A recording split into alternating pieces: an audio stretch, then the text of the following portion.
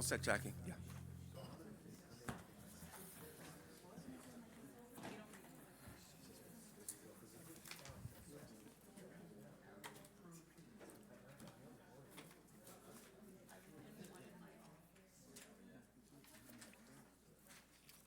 All right, good evening, everyone.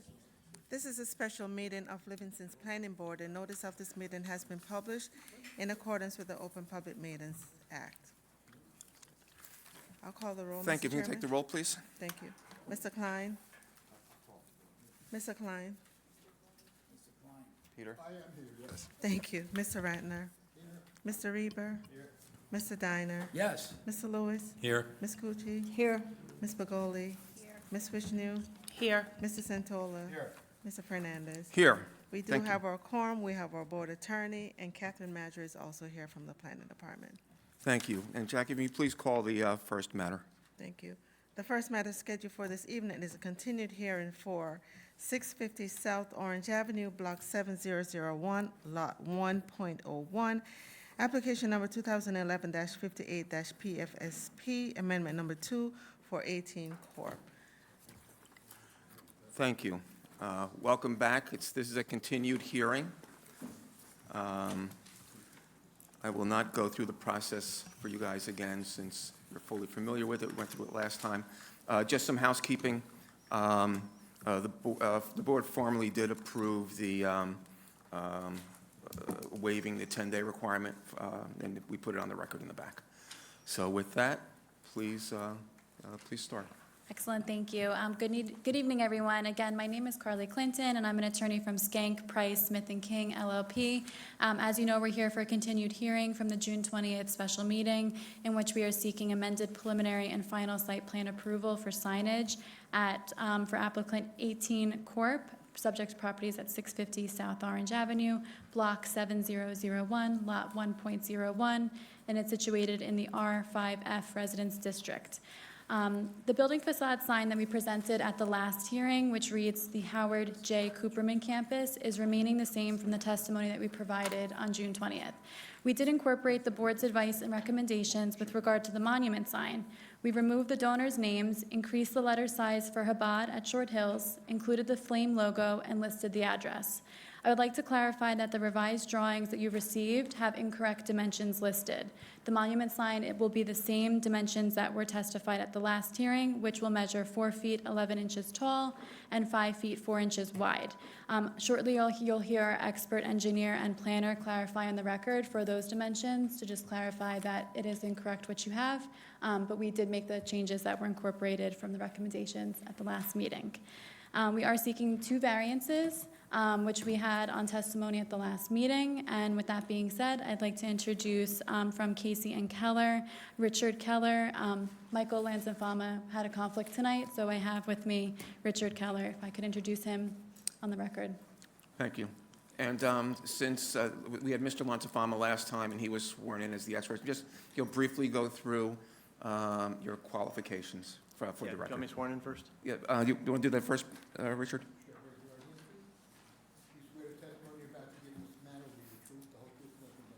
Yes, I do. Yes. My name is Richard Keller. I'm a partner in Casey and Keller, civil engineers, land surveyors, and planners out of Millburn. Many years ago, we had an office in Livingston. We kind of think it's our second home. I am been licensed as a professional engineer since 1989, as a professional planner since 1990. I held a Bachelor of Science in Civil Engineering from Rutgers University with a declared concentration in water resources and environmental engineering. And I also hold a master's degree with a concentration in urban planning and design, and that is from the New Jersey Institute of Technology, where I also taught for approximately 11 years. I've appeared before this board, the Board of Adjustment, all 23 boards in the, all 23 communities in Essex County, about 110 boards throughout the state of New Jersey. I've also provided professional planning services to the Borough of Caldwell Board of Adjustment, and for 3 years I was the Board of Adjustment Planning Board engineer for the Township of Long Hill in Morris County, and my licenses are still in good effect. This is my first time back since pandemic, so it's nice to see you all. Any questions or objections from the board? Thank you very much. Thank you. Yeah, as our attorney indicated, the first thing to do was to correct the record. We did submit, it's up on the screen before you, we did submit a revised sign, and the primary changes in the sign is that the benefactors' names were removed. If you remember, there were 2 benefactors previously. We added the street address, and we also added both we increased the size of the text Chabad so it can be seen better at the 50-mile-an-hour speed limit along South Orange Avenue, and we added the logo because we thought it's attractive. The sign does remain the same, so what's in error is on the right side where it says 5.5. That is incorrect. It is 1 foot off the ground. There's a 4-foot plinth, stone plinth, and then there's a 3'7" on top of that. So it comes into 4'11", which is the same dimensions as was previously shown on the prior sign, and there's no variance required for the area of the sign. We need a variance for this because 17.5 feet is required setback from South Orange Avenue. Our proposal is at 9 feet. So that's the variance required on this one. And then we also have the variance for the building-mounted signage along South Orange Avenue. I know my partner, Mr. Lanzafama, spoke about both these signs and did some sort of the rationale in support of the variance. Essentially, there's nothing changed with the building-mounted sign that was previously shown, but this sign did change, and I didn't get a chance to listen to or read his testimony. But basically, in terms of the planning proofs, we see this as approvable under both C1 and C2. C1, where there's a hardship created by the lawfully existing structure on the property, the fences, the playground, and the landscaping, that prohibits, if we were to place the sign at 17.5 feet back from the street, it quite frankly wouldn't be seen from eastbound motorists coming down South Orange Avenue. So there's a C1 component, but the primary is really a C2. And C2 is, this is the flexible C variance, where the proposed plan represents a better planning alternative than a conforming one. And under the C2, to meet the positive criteria, we need to demonstrate that we advance the purposes of the land use law, and that the benefits significantly outweigh the detriments, and then I'll get to the negative criteria in a second. With regard to the purposes of the act, the location and the configuration of the signage, we believe, promotes public safety and general welfare. The site being at the southeast corner of South Orange Avenue and Hobart. I can bring my site plan up if you want to, but I think everybody kind of knows the site, so maybe what I'll do is I will show one bit of new bit of evidence which would have to be marked into evidence. I don't know where we're up to on applicant's evidence, whether this is Be A1, because we didn't do A1? Something new. Okay, so this would be A1, and we'll mark it, and I'll provide a hard copy to the board secretary. This is a Google Street View looking east along the county road, which is South Orange Avenue. This is where motorists in the fast lane would be looking as they approach through the intersection of South Orange Avenue and Hobart Gap Road, the site being at the southeasterly corner on the right. And you can see from the signage that any actually, let me see where I think I'm on the internet instead of my PDF reader. At any rate, you can see that the existing structure is somewhat set back. There's the fence around the playground, which was approved as part of the original site plan, and with the landscaping, the generator, all that information, all that, the placement of those structures and landscape, if our sign was set back at 17.5 feet, you would not see it at the intersection. That intersection, the center line of that intersection is about 205 feet from the driveway of the primary entrance into the Chabad. And we're placing the sign approximately 199 feet from that. So we're placing it as far away from the intersection as we can, trying to get out around those other obstructions that are already in the street. And then I did a little calculation. I don't know anybody that actually drives 50 miles an hour. They generally type between 55 and 60, but if you were to be driving at 50 miles an hour from the center line of that intersection, you have 2.8 seconds until you get to that driveway. So I think it's a safety issue where, especially when there's a line of traffic that is slowing down to make a right onto Hobart Gap Road, people hop into the left lane. Now you're in the left lane, you're 2.7 seconds away from that intersection. It's important that motorists traveling eastbound certainly see where that driveway is, with both the identification of the Chabad, the logo, as well as the street address, so they can decelerate, put their signal on, get into the slow lane, and navigate that driveway before they go right past it or risk making a dangerous move. So certainly, the purposes of the Land Use Act under 4055D 2 is A, which is public safety. The monument sign, as I said, allows motorists to safely navigate the intersection in the site. And if we were at 17.5 feet back, we certainly wouldn't get that benefit because it would be well obscured. We think the landscaping is actually attractive, and we'd hate to look at ways of taking that away or moving the generator to try to get some visibility. This is also a unique area in the town in that there's not a lot of other visual clutter around. So it's not like we're competing against other signs in the area. I think that one relatively small sign is appropriately sized to the speed limit, and I think it's appropriately placed on the site and for good visibility without any other distractions so motorists can get into the site, especially those coming to for the first time. So we think it advances the purposes of the Land Use Act, which meets the positive criteria, and then with regard to the negative criteria, we see no detriment to the public good and no substantial impediment or impairment to the intent and purpose of the master plan. We think this is basically good planning. I think my partner, if I can find out why, I guess I can do it that way. I think my partner already testified about the positive elements about the signage that's basically going up on the building. There is a banner sign already on the building in the same location. It's minimal. It sits above the trees in that one little gap, which helps for a little bit of identification. But it's actually a fairly blank part of the facade and almost becomes an architectural adornment at that point. It's relatively, it's small in scale, it's elegant, it's streamlined, it really has no negative visual impact on the neighborhood, certainly not the Exxon station across the street. So I think certainly when you consider the neighborhood and the neighbors, there's no substantial detriment to the public good or the intent and purpose of the master plan. So we think it meets both the negative and positive criteria in support of the variance, and I'm happy to answer any questions. From the board. I have no questions. I just want to say this is beautiful. Thank you so much for incorporating some of the comments we made last time. Thank you. We can ask. The size of the letters, do you have those? I don't, because I didn't get a scale version. We do have the sign representative here. I know the word Chabad got a little bigger, which they thought was more appropriate to the speed limit, but I don't have those exact dimensions. I think if you look at the signage, though, in terms of its composition, I think it's certainly a balanced and attractive size of lettering, but I don't have the direct numbers. Clearly, the design meets the concerns that I had at the prior hearing. I'm not sure either about the size of the lettering, but it does not disturb me as I look at it in terms of its percentage of the space that it's occupying.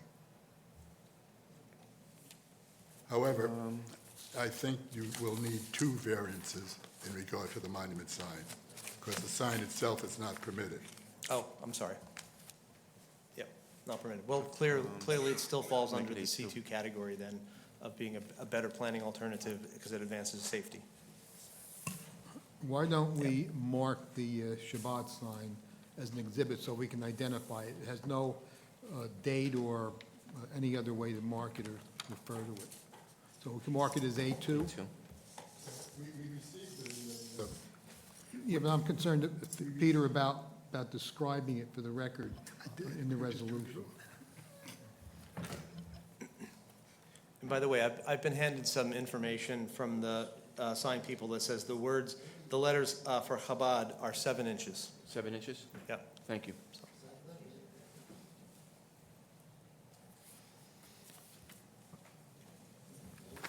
Any other questions or comments from the board? I saw your hand on the button, I guess not, Barry. Okay. Any members of the public have any questions for this witness? Seeing none.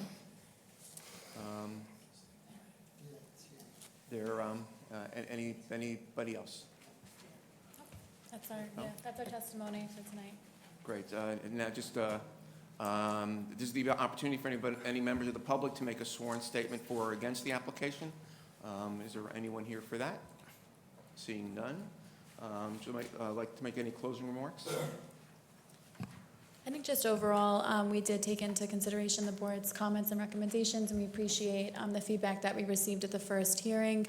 We feel like that this sign accurately reflects a balance of what we were intending to produce as far as for the donors and as far as, you know, being able to see it from the road for motorists. And so we think that we incorporated both to find a happy medium, and so that's our application.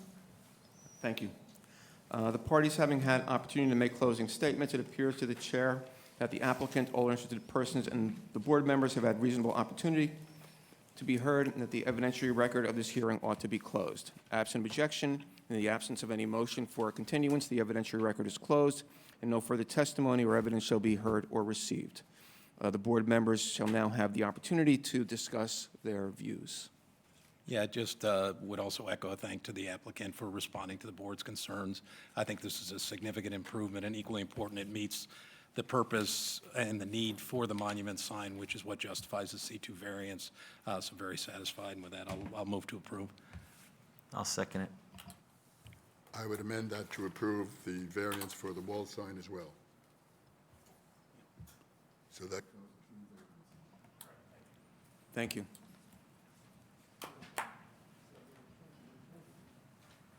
Mr. Lewis, Yes. Mr. Reber, Yes.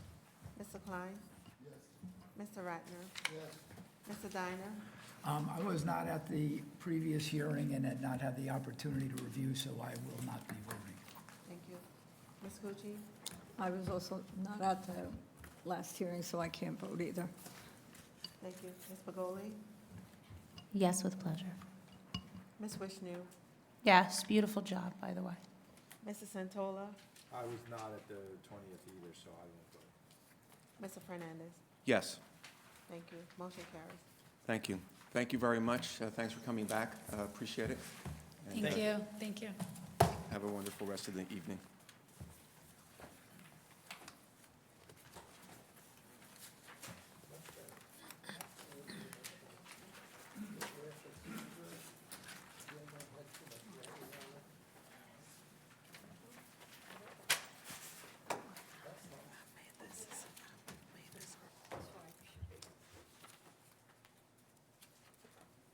Double duty tonight, Rich, huh?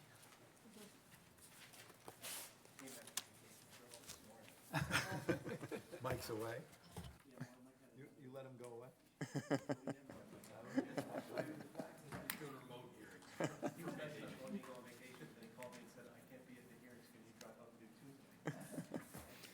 We like to change. All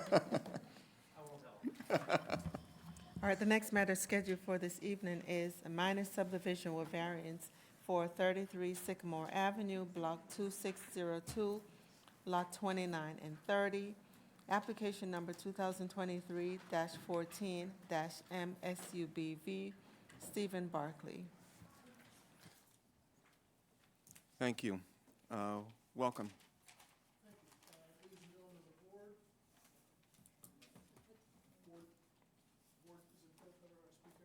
Is that better? Well, much better. Okay. Thank you. Thank you. I just wanted to address and say thank you to the members of the board, Madam Secretary, Board Counsel.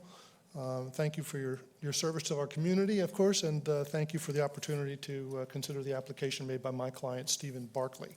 My name is Brian Romanowski. I work at Romanowski Law in Morristown, and the application before you is with regard to a minor subdivision, Block 2602, lots 29 and 30. Just by way of a little bit of background, which some of you may know, some of you may not know, Mr. Barkley has been a resident of this community for over 30 years.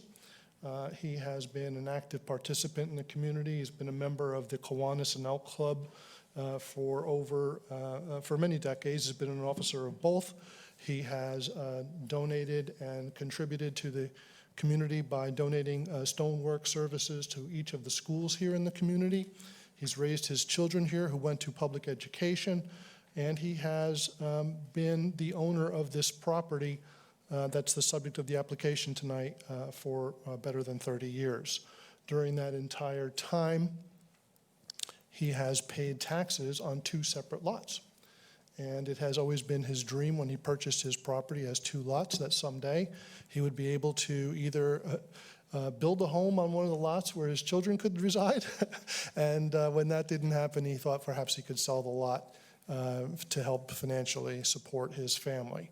And so when that finally came to pass back in 2018, the buyer of the lot next door appeared before a different board for a variance to build a home, a single-family home on that property.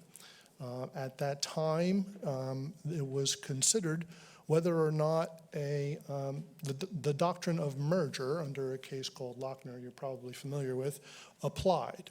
And the board there determined that because there was a unity of ownership of the 2 lots going back to 1953, and given the zoning that was applicable to both of those lots, that in fact the doctrine of merger did apply, and that the lot had not been properly transferred. It was considered an inappropriate subdivision, if you will. And as a result of that, some litigation ensued. Happy to say that it's been resolved, and our application here is in connection with that resolution. Yes, sir. The resolution involved our making an application to return the lot to the 2-lot situation that had existed since 1953. In fact, during the time, it should be noted that during the time that my client owned this lot for better than 30 years, it was never brought to his attention by anybody that the doctrine of merger applied, and he continued to pay taxes on 2 separate lots. In fact, back in 2018, when he built the retaining wall, the town insisted that he get a survey of both lots.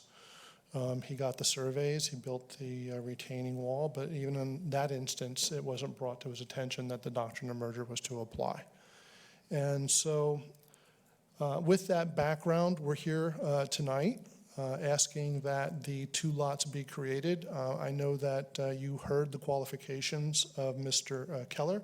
If you would like me to go through them again, or him to go through them again for purposes of the record, we're happy to do that. I see Mr. Klein saying yes. So if you would, Mr. Keller? But first, a little housekeeping before we Yes, begin. sure. Is there anyone here that wants to make a formal appearance as a party? I will recognize Ms. Excuse me, I just want to correct, October 1st of this year will be 30 years. So it's not That's my client, Mr. Barkley. I see Ms. Durkin in the audience. Thank you. I'm happy to make an appearance before the board if there's any questions for me. I'm Elizabeth Durkin. My offices are here in Livingston, and I represent Tri-Owners, who's the entity who purchased the lot from Mr. Romanowski's client. So I'm here to answer any questions the board may have as it relates. Thank you. Thank you. Can you spell your client's last name? Pardon? Can you spell your client's name? Sure, it's Tri-Owners. Oh, just Tri-Owners? Owners, O-W-N-E-R-S. Okay, just as it sounds. Okay, easy enough. In fact, I think what's happened at this point is that you're preliminarily answering a question which I was going to present, which is that the plat identifies 2 separate owners of the 2 lots. So is it correct that Tri actually has title to any of that property, or is there just the contract? As a matter of law, sir, because the transfer was deemed to be an invalid subdivision, it did not effectively or legally convey title to Tri. All right, but the plat identifies Tri as the owner of Lot 29. Well, I think that's because of a housekeeping issue within the municipality, because as you know, the deeds go to the county and then they come into the All right. town. The town You're probably made it. clarifying the facts, which That's is why I'm asking the question. Yes, sir. Yes, sir. And I should also point out that although Ms. Durkin is here, this application is by Mr. Barkley. It is not by the person who attempted to buy the property previously. And I say that because I know that the board's consultants made a suggestion that we describe, the intentions on the property. And frankly, my client and the applicant is not privy to that information. But having said that, I would like to turn it over to Mr. Keller and let him speak to the reasons why we think the application should be granted. Okay, and I just want to go through, just for members of the public that are here, that, this may be their first time, just go through the process. The applicant's attorney will call witnesses to give sworn testimony. Members of the board may ask questions, and also members of the public may ask questions of that witness, but only about that testimony. When all the applicant's witnesses have testified, if there's anybody that's formally appearing on behalf of or in opposition to the application, may call witnesses. And then once all those witnesses have been called, at the end of the hearing, any member of the public may give a sworn statement in favor of or against the application. So that's basically the way the process will work. We will start with, and for this record, why don't we just go through Mr. Keller's qualifications again, just so that this record is also clear for this application. Thank you. Before you begin, should we be putting, we're appearing, objecting to the application? Do we need to put our appearance on now? Or? Are you an attorney? No. Or you're a resident? I'm a resident. Okay, so you'll have an opportunity to ask questions of the witnesses. You'll have an opportunity at the end to make a sworn statement, either for or apparently against the application. So you'll have that, that ability to, during the course of the hearing and also at the end of the hearing. And we have an expert planner with us to make a presentation as well. Yeah, you can certainly call him as a witness at the appropriate time. Okay. Correct, sure. Thank you.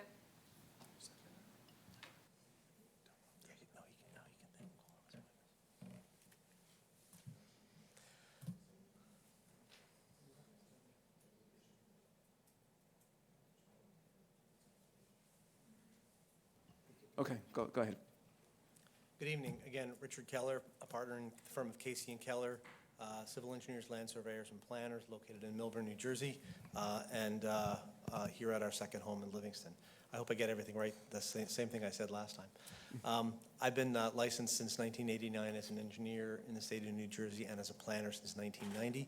I hold a Bachelor of Science in Civil Engineering from Rutgers University with a declared concentration in water resources and environmental engineering. And I also hold a Master's in Architecture from the New Jersey Institute of Technology with a concentration in urban planning and design, where I was also an adjunct professor for approximately 11 years, both in undergraduate and graduate divisions. I have appeared before this board, the Board of Adjustment, about 110 boards throughout the state of New Jersey. I have also provided planning services to the Borough of Caldwell Board of Adjustment, as well as being the engineer to the Board of Adjustment Planning Board for the Township of Long Hill for approximately 3 years.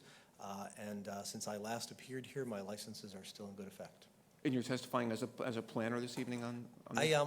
I wear both hats, but really this is a subdivision, so it's really a planning case at this point. Yeah. Any questions now for Mr.? Okay, go ahead. Thank you.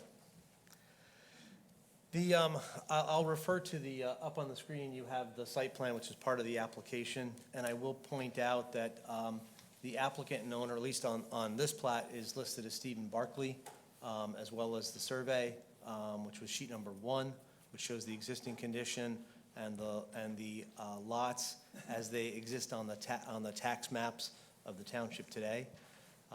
If I go over to the area map, and again, I'm used to a different PDF viewer, so I may be a little slower than I am normally, but at any rate, if we look up at the area map in the upper right-hand corner, you'll see that the property is basically located on the west side, west being towards the top of the drawing, of Sycamore Avenue, about halfway between Bear Brook Court to the north and Bear Brook Lane to the south. The property is wholly located in the R3 residential zone. The site characteristics is that the subject property consists of 2 undersized adjacent tax lots that are under common ownership that both front along Sycamore Avenue. They are shown, again, I wish I could marquee zoom, but I can't do that, so let me blow this up a little further. If you look at the two lots, the overall lot is slightly irregular in shape in that it widens as you go back because there's an angle in Sycamore Road. So the right line, which is the northerly side of Lot 29, is roughly perpendicular to Sagamore Avenue. And since the left line or the southerly line is perpendicular to that part of Sycamore Avenue, you can see that the lot gets wider as it moves back. So it's a little bit unusual in shape. As shown on the current tax maps, lot number 30 is a 10,507 square foot lot. That's 0.241 acres. It contains and I'll go over to the center of the drawing now.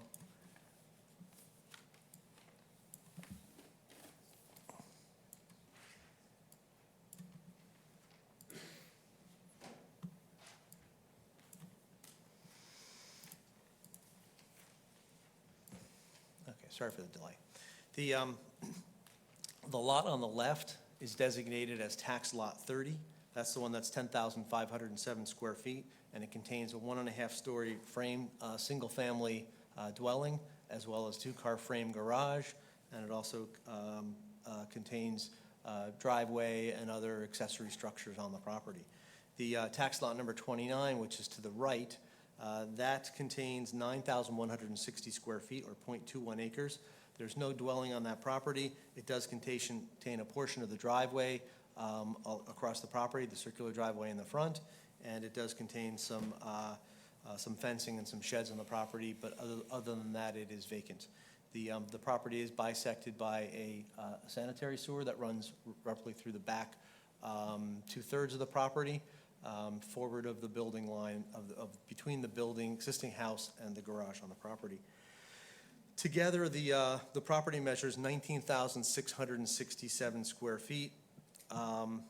The way your ordinance reads in town is that lot area is measured within the first 150 feet of the right-of-way in the R3 zone. The lot 30 contains 9,000 square feet within 150 feet of Sycamore Avenue, where 15,000 is required. And lot number 29, which is the right, contains 9,158 square feet, again, where 15,000 feet is required. I would point out that in aggregate, if you consider these two lots together, and I'll go back up to the area map up top, you'll see that when considered together, they actually would be a lot that's 18,158 square feet. That's within the first 150 feet off of Sycamore, again, where 15,000 is required. So it's not much larger than what's required, but when you start to look at the neighborhood, you recognize that this combined lot is the largest lot on Sycamore Avenue within 400 feet of the property in question along Sycamore. It is at least 35% larger than 18 of the 20 lots within 400 feet on Sycamore Avenue. It is at least 70% larger than 15 of the 20 lots that are on that road and within 400 feet. And it is more than 2 times the lot size of 10 out of the 20 lots along that road within 400 feet. So we're talking a lot that is atypically large for the neighborhood. It's not much bigger than the R3 requires, but it is atypical in that it is by far the largest in that area. In terms of the frontage, and I'll go back to the main section of the drawing here.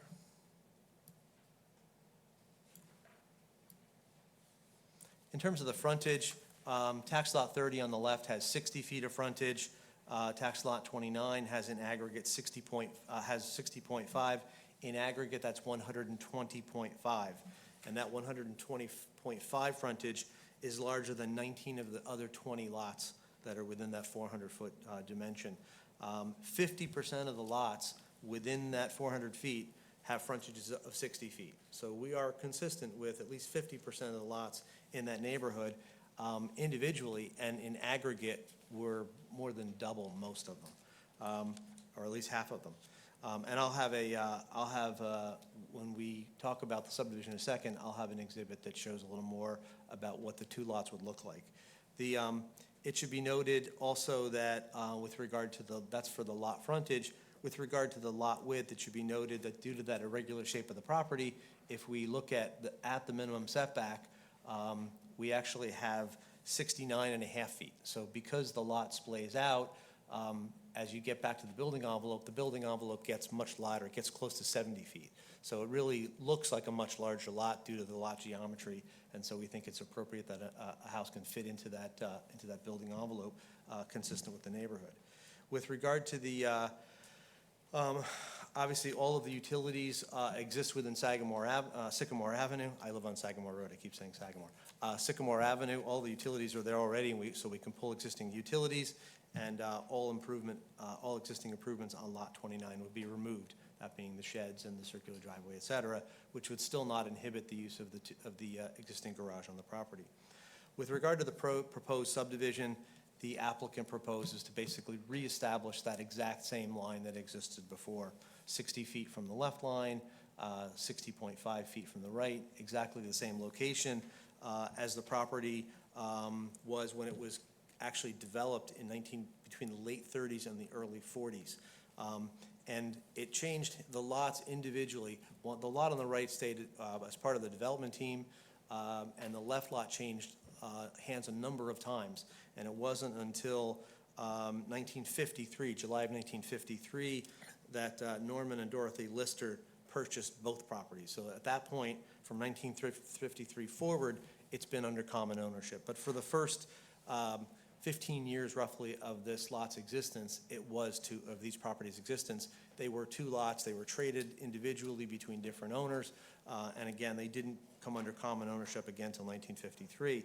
I would point out the Lochner case, Lochner v. Campoli, that established that doctrine of merger did not occur until 1967. So it was after the Listers took title. And there were 3 transfers later until the Barclays acquired the property in 1993, and each time acquiring it.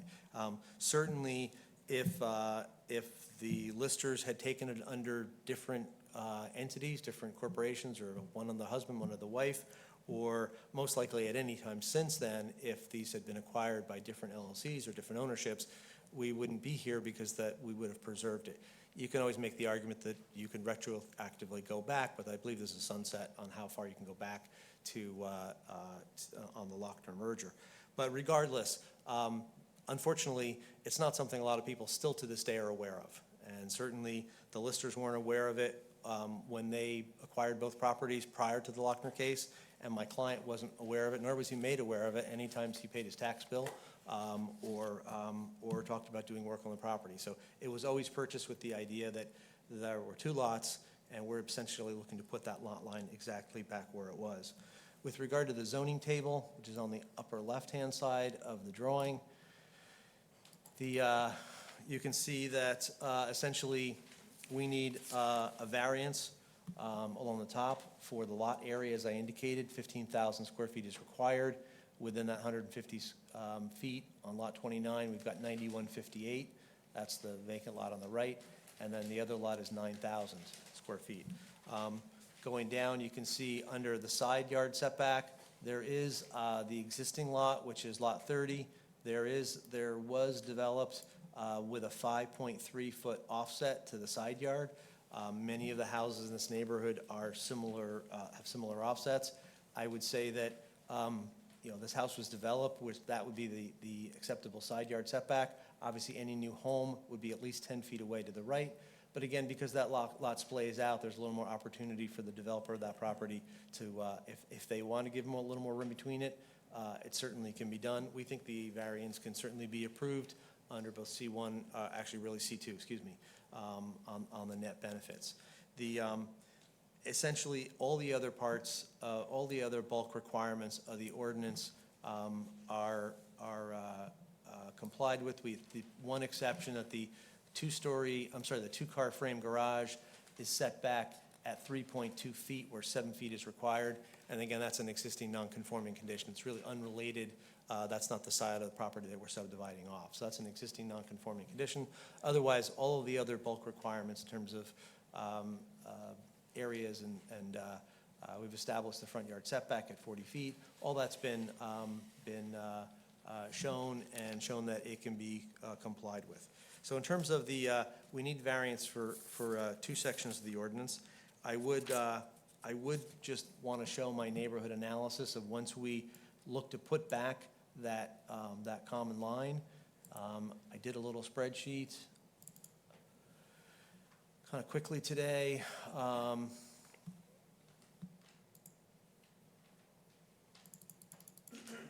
And if we look at the neighborhood analysis of of the properties, you'll see the subject parcels are on the top, 29 and 30. You can see both the size of the property within 150 feet and the lot frontages. And you can see I added the line where it shows in aggregate, the lot area would be 18,158 and the frontage would be 120.5. If we look down through the properties, the green properties, ones that are highlighted in green are properties where we are equal to or larger than the square footage of those lots. And for the lot frontage, which is the column on the right, the green ones are the ones that our proposed lots would be equal to or larger than.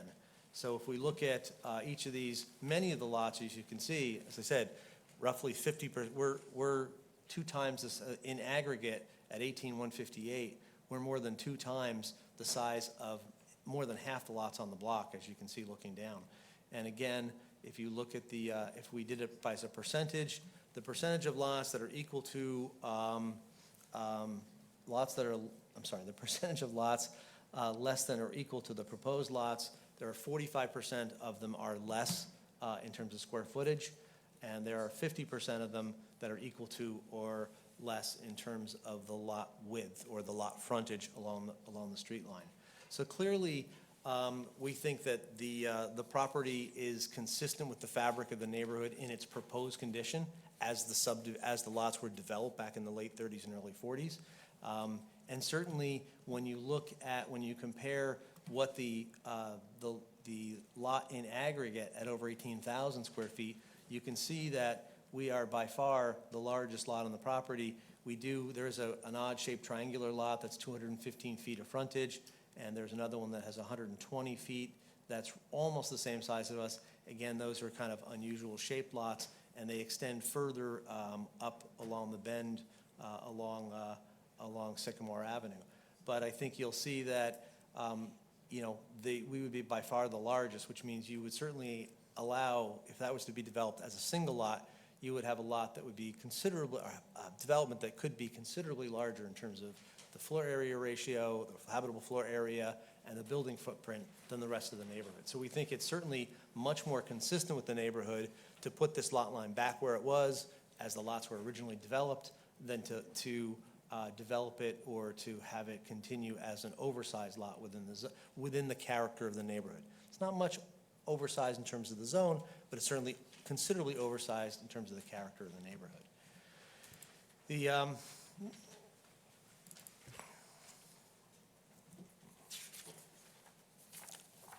We believe that these variances can be approved by this board under C2, and C2 variances, again, that's the flexible variance where the purposes of the Land Use Act would be advanced by the deviation from the zoning ordinance requirements, and the net benefits of the deviation would substantially outweigh any detriment. So this is, again, that better planning alternative. We think it's better to have houses or lots that are consistent with the neighborhood rather than having ones that are outliers than them being potentially much larger. The purposes of the Land Use Act that are advanced under 4055 D2 is Section A, in that we promote general welfare. And we are advancing general welfare since this proposal is consistent with the state's master plan objective of smart growth, because it provides the opportunity for quality housing stock within regions where infrastructure and mass transportation exist. So there's existing infrastructure, water, sewer, gas already existing in this area. The state master plan wants us to put houses in these areas rather than going out into West Jersey and building new houses where that infrastructure doesn't exist. In terms of general welfare, we're also recreating lots that were historically created as part of the neighborhood, so we're really keeping the character of the neighborhood, and also general welfare in terms of the positive impact on the neighborhood that investment makes when you build a new house. Generally has a positive effect on the value of neighboring homes because there's investment going into the neighborhood and is seen as a positive. So I think it advances general welfare. That meets the positive criteria. And then on the negative criteria, first, the 2 prongs are that we need to demonstrate that there's no significant detriment to the neighborhood, or the public good, actually. And we think that there is none. This provides for new housing stock without the need for new infrastructure. The side yard variance is mitigated by the larger lot width of the required house setback as a result of the shape of the property. And we think there's no substantial impairment to the intent and purpose of the zone plan and the zoning ordinance. The new lots are significantly consistent with the neighborhood because we're putting back the old lots. where the combined lot is clearly atypical to the neighborhood. So we think, again, it meets both the positive and the negative criteria, and I'm certainly happy to answer any questions about my testimony or the plans we've presented. Any questions from the board? I have a couple, of course. Please, Peter. Mr. Keller, now that you've caught your breath, what exactly is your definition of the neighborhood? Well, it tends, as indicated, there's a variety of housing stock in terms of house styles and levels of care, et cetera.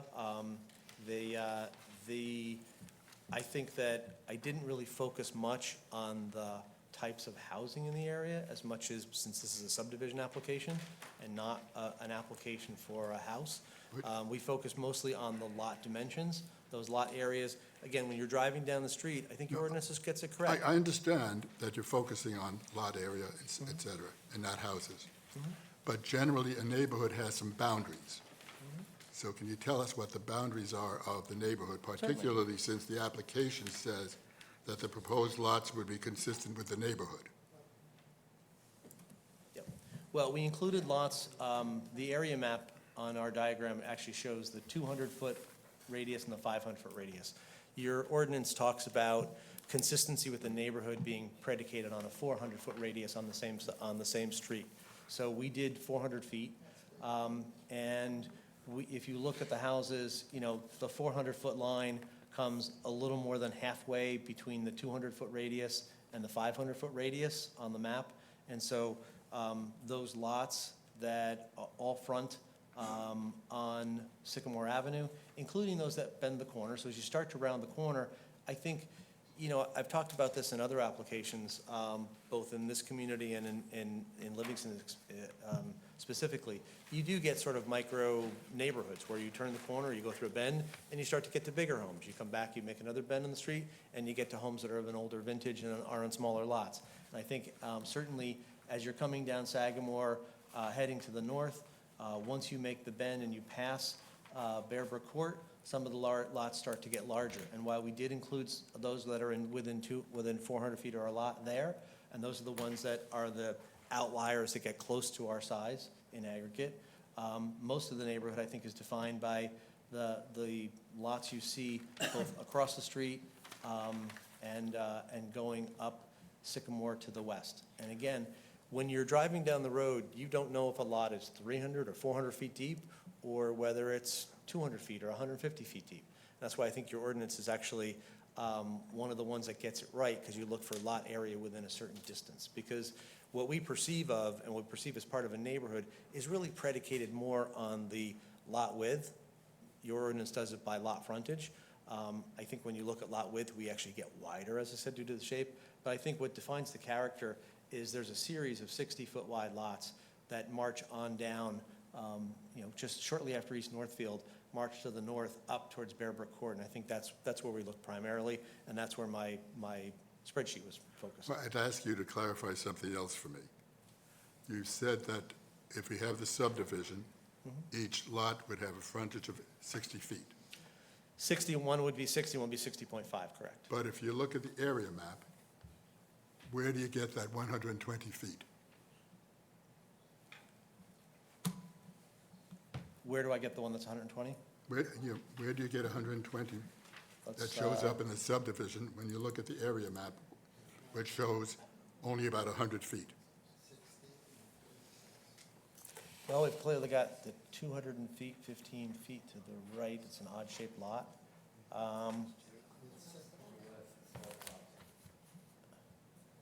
Obviously, we've got the 60 plus 60.5, so we're 120.5 for ours. That's not what the area map shows. Well, there's a 46.01 plus the 1446. So there's that little. Oh, okay, I see that now. Yep, yes. the little 14.46. Yes. So that gets Okay. you up to that lot on the right, 29, being 60.5. Thank you for clarifying that. Yep. I came in late in the game, and I did the same thing this afternoon. Can I just build on what Peter was saying? Yes. So if you go across the street, one lot to the north, every lot is bigger than 60 feet, right? And if you go to the south, every lot is 60 feet, generally 60 feet or less. Correct. So this lot is literally on the border of what's 60 feet and what's greater than 60. Correct. So we're sitting here, right, and if I'm walking my dog in one direction, it looks normal, and if I'm walking my dog in the other direction, it looks like this is a subdivision that shouldn't be granted. What are we supposed to do? Do Well, we you're- look to the north, or do we look to the south? You're clearly on the cusp, but the lot to our north is an irregular shape because it came at two different Yeah, subdivisions. but right of across the Bearbrook. street. Yeah, It's like- 75. Yep. Yep, they, across the street, they do start to turn, but I think that, again, you turn the lot and they are disparate in sizes, and then they get even larger as you make the next bend past Bearbrook Court. So I think that, again, if I look at that lot in aggregate, though, I'm still much larger than, I've got one that's 120 feet wide across the street, but I'm actually much wider than those 75-foot lots or the 60-foot lots across the street. Even when I make that bend, I've got a 100-foot lot, a 60, a 71-foot lot. So, it becomes a little more of a mishmash on that But side. that's how we're gonna, it's not what it now isn't really the issue, right? It's what we're gonna leave the neighborhood with if we grant it or we don't grant it. Right. So if we grant it, we're gonna leave the neighborhood with two 60-foot lots, Mm-hmm. which makes perfect sense if you're heading towards Northfield Ave.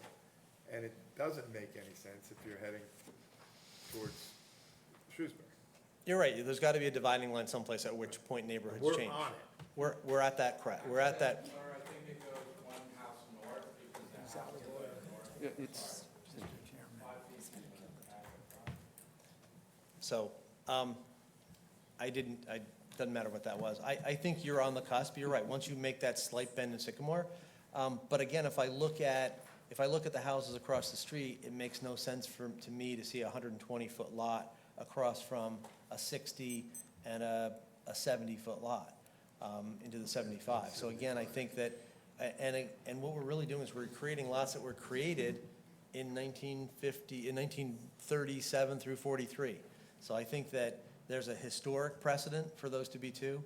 It's atypical in any way you look at it to the ones that are directly across the street. It isn't until you get up to Bearbrook Court that you get that one lot that's 119, almost 120, and then the rest drop back to 68, 164. And then as you get further to the north, you start to get larger. So I think you are in a neighborhood of transition, but I think that, again, it's much more akin to the 60-foot lots that were part of the history than it is to the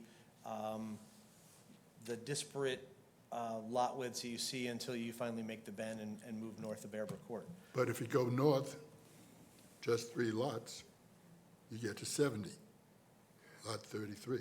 So again, we have this puzzle that we're trying to work our way through.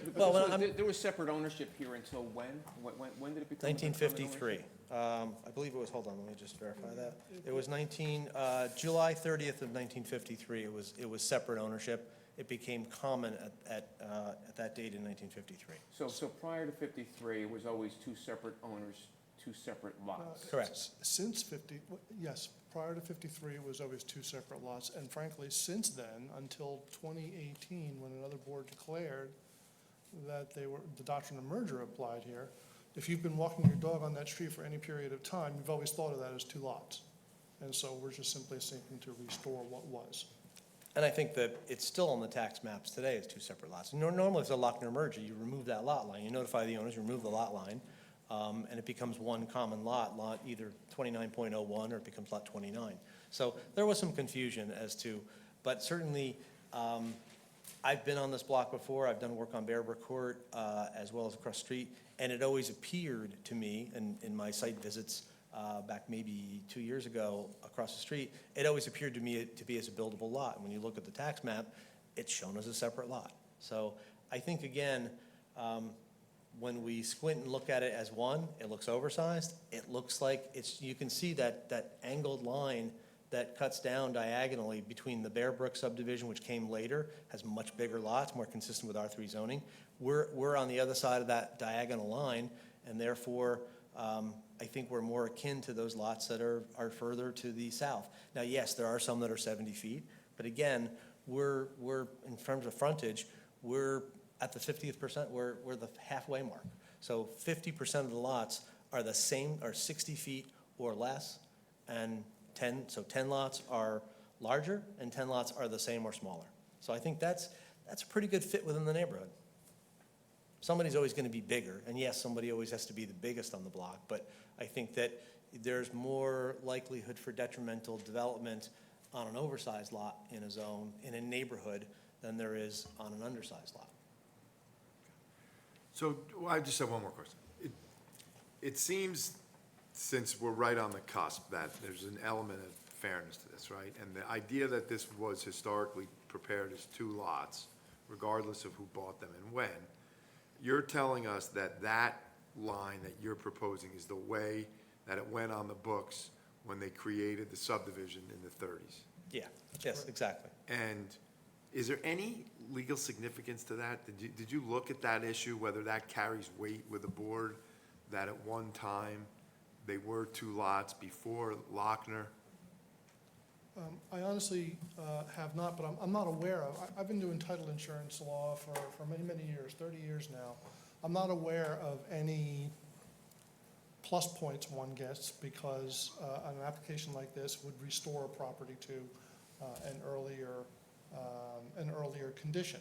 However, I think that it weighs in favor of the applicant because we're not asking for something new, something that didn't exist previously. And the board can know that restoring the lots as 2 lots is the way that that community was developed since it was developed. And so it would be hard, I think, to say that there's some kind of detrimental creation going on here. It's a restoration more than a creation. I'm not sure that I would agree with that. I mean, I lived on Bearbrook Lane for 12 years. I've driven by this property many, many times. I'm concerned about the side yard setback being so small. I lived in the house that had 10-foot setback as well. And I just think that for privacy reasons, being so close, I'm not sure that that's not detrimental to the neighbors and what would be left behind. How would you address that? I would address that by pointing out that when that property was improved, the board at the time approved of the setback. But we're here Well, we today don't- with a 10-foot setback requirement, and you're asking us to give a variance for that 4-something feet. Right, but So- what I'm saying is that it's essentially a pre-existing condition, right? Well, not sure. I don't know, actually, I don't know what the zoning was when that house was actually built, whether it was a 10-foot requirement or not. I know there are other homes in the neighborhood that are certainly less than 10 feet. But what, the existing house is, by restoring that line, and we purposely didn't jog that line over to give them 10 feet because we thought there was some significance and there was some weight to restoring the original intent of the subdividers of this property going back to the 30s. So we didn't take the opportunity to bend that line over, and we thought it was inappropriate, and we thought that certainly it is consistent with some other homes that are less than 10 feet. And then the developable lot has the opportunity, because their lots blaze out, if in developing that, they have to do a minimum of 10 feet, but if they feel that's too close, they can certainly bias the house a little further away because they've got an open lot to deal with. So I think, again, that it's not atypical to the neighborhood. I think, again, For that side of the neighborhood, it is. When we're talking about the differences of where you are in the cusp, I would say that for that side of that side of the neighborhood, it doesn't seem typical to have a 5-foot side yard setback. If this was kept as 1 lot, would the house that could be built on that 1 lot be consistent with the neighborhood?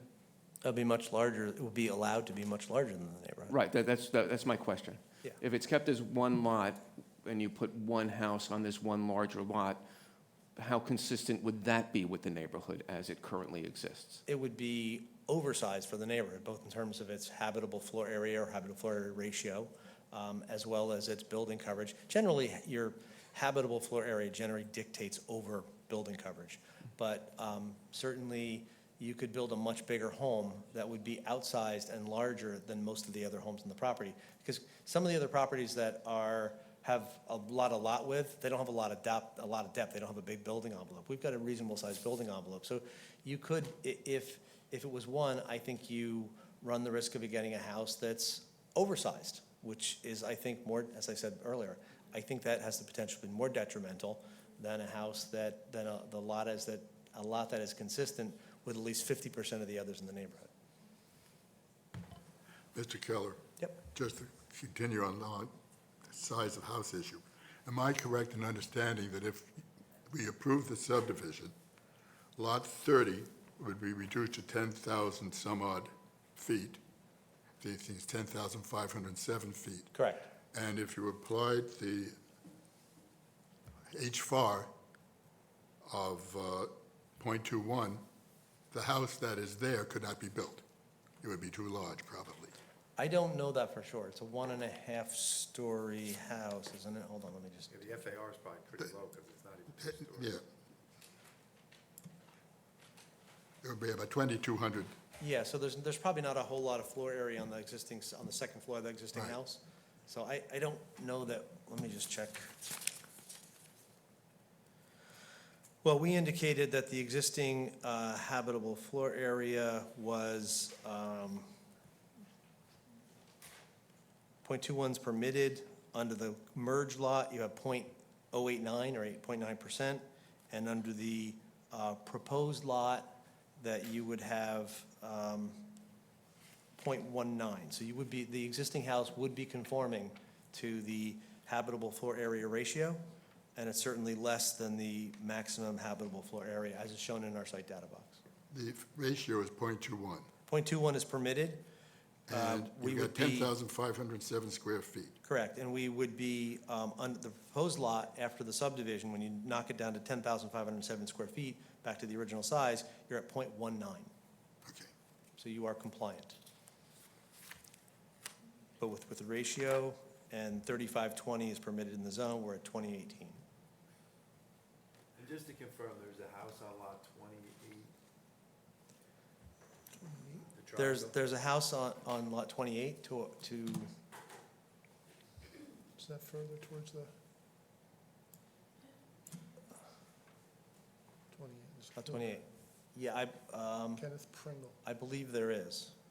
I think there is too. I believe there is. I don't have that, but I'm 99% sure there's another house there. It obviously wasn't within 6 feet of the property line the way we showed it on our survey, but there is a house on that. Again, that's got a really long frontage and a very shallow buildable envelope depth.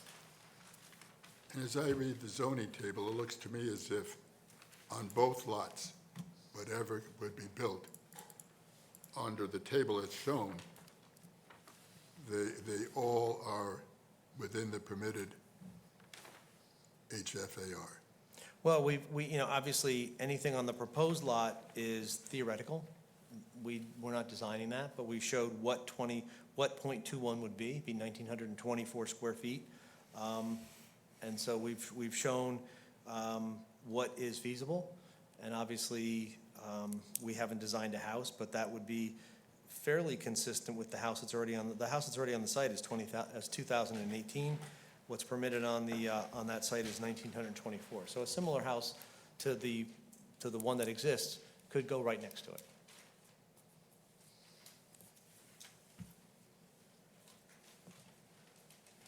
Are there any other questions from the board? Any questions from the public regarding the testimony of this witness?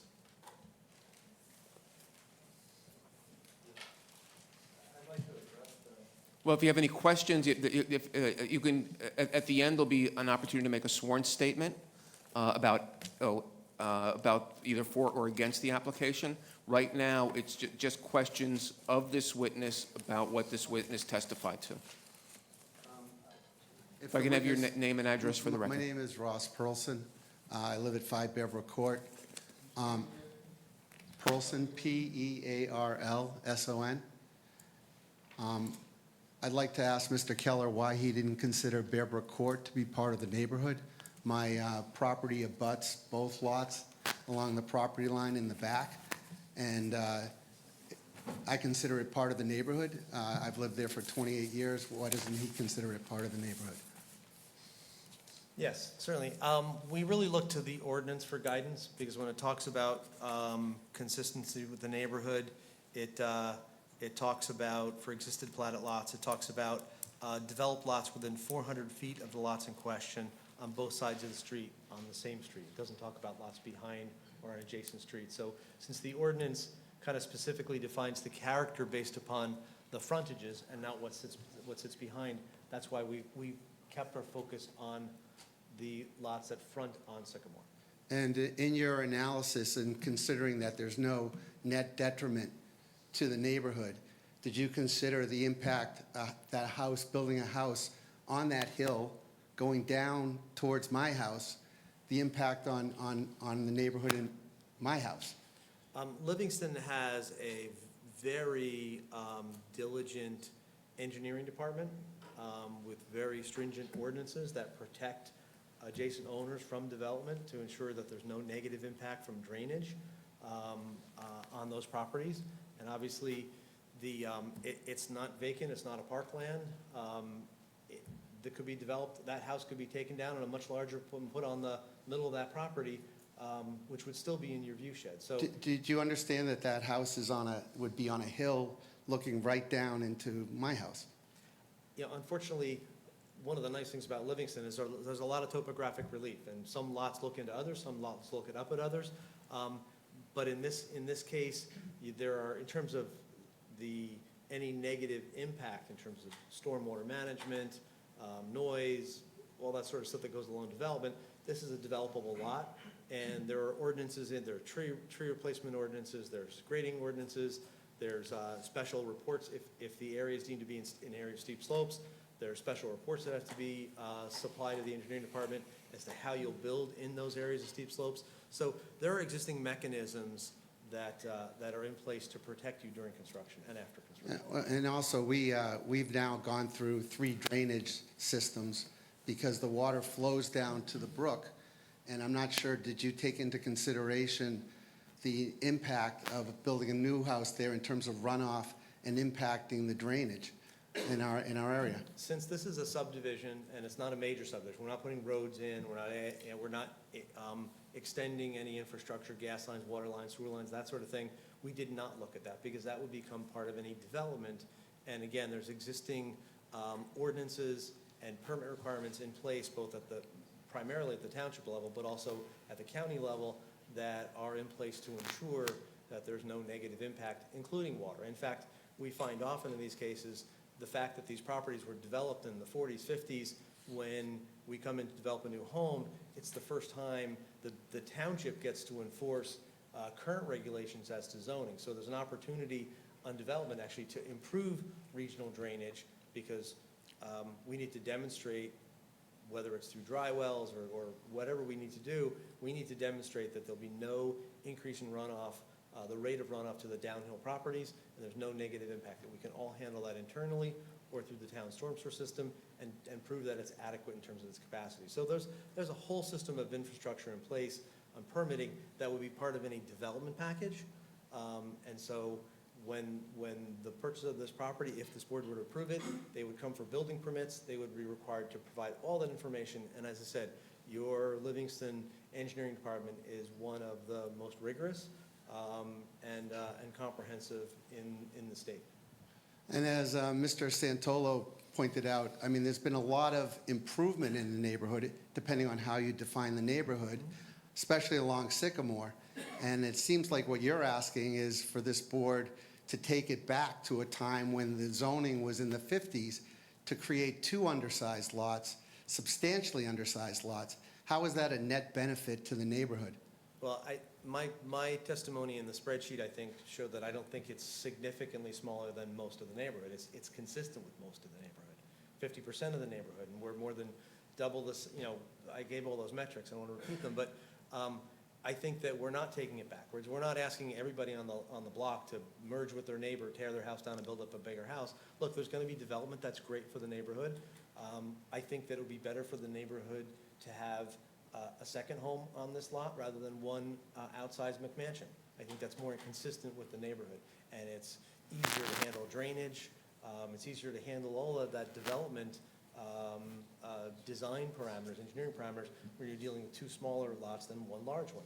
But, you know, your ordinance is, all of these coverages are based upon the size of the lots, both in FAR, habitable area ratio, and building coverage. And so, you know, that would all be addressed at the time that these lots were developed. I don't think we're asking the town to go backwards.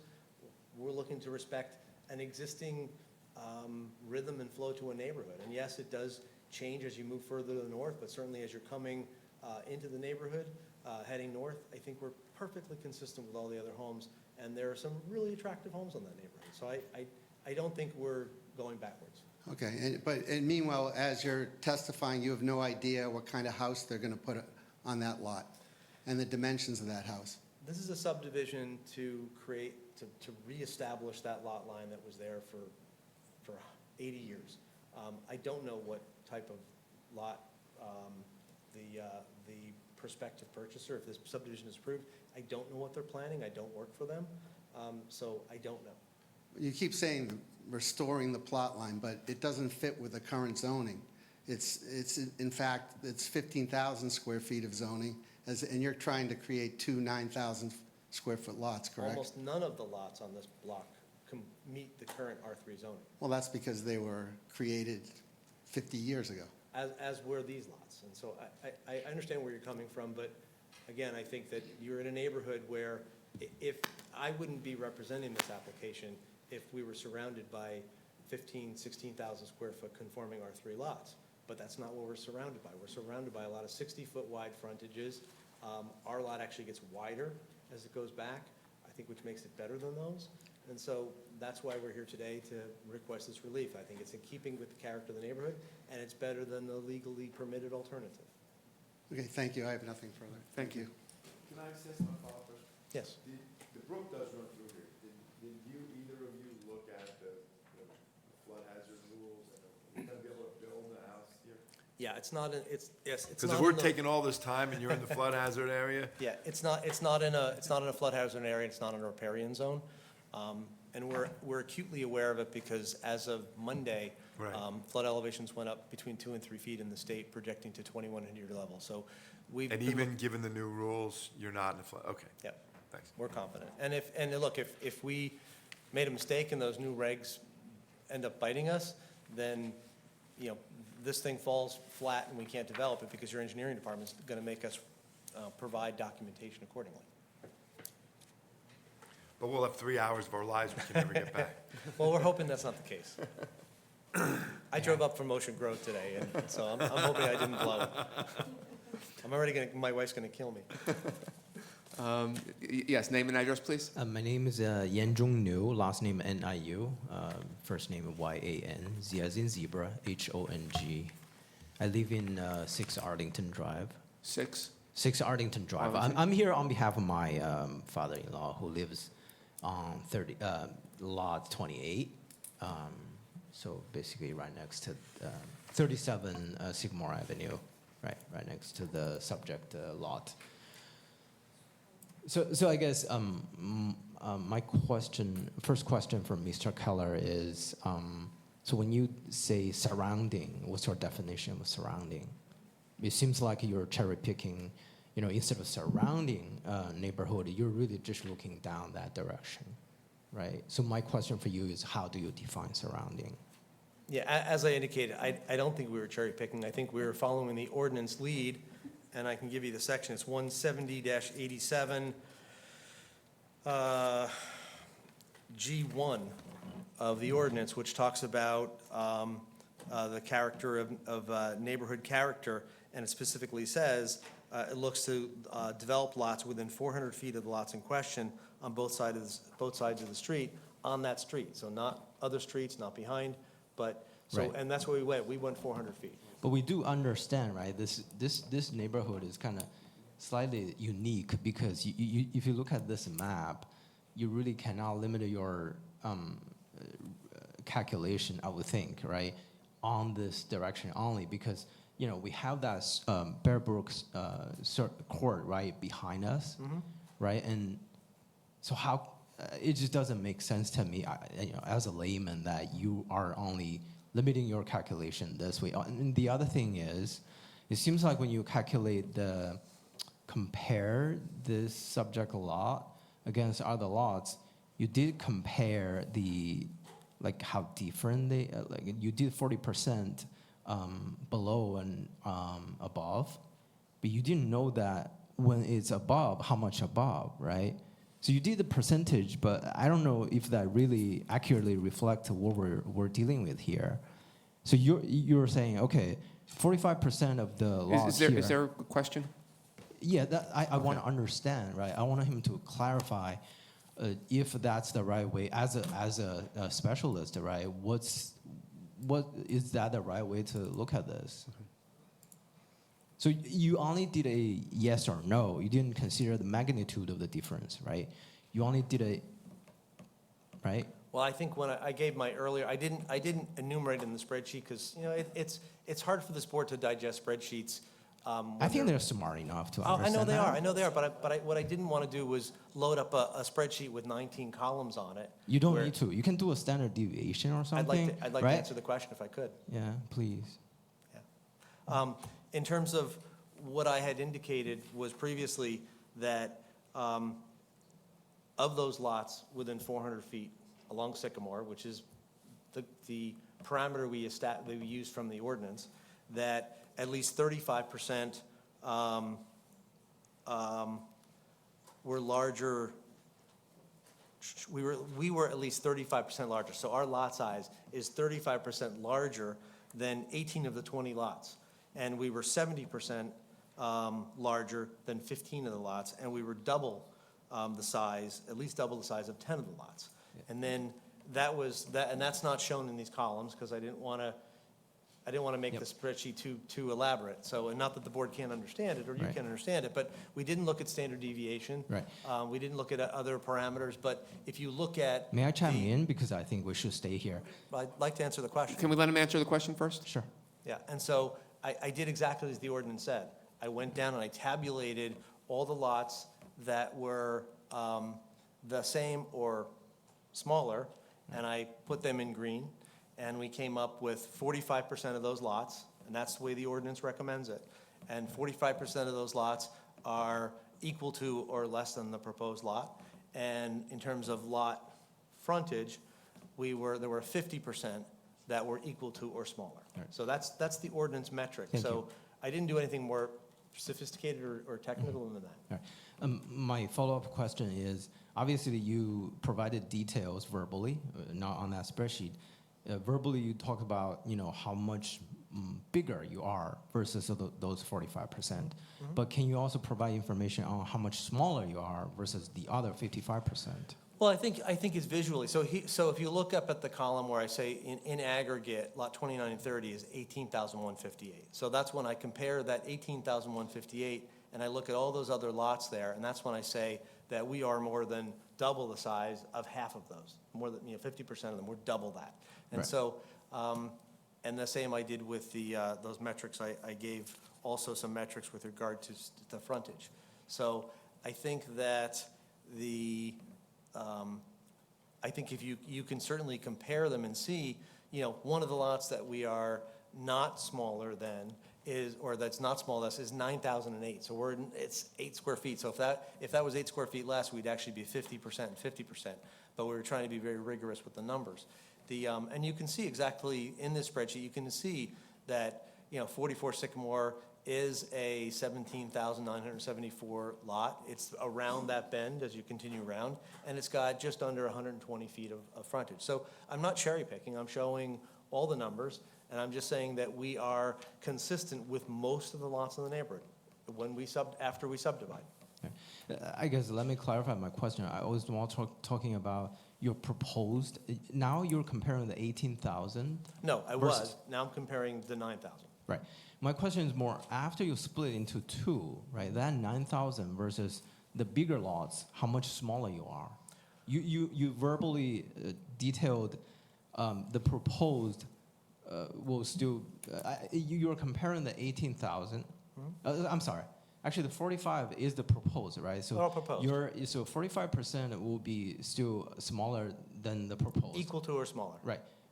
you mentioned a percentage, like how much smaller those 45% is against this one, but you didn't mention, okay, after the split, how much bigger the 55% of those lots are compared with yours.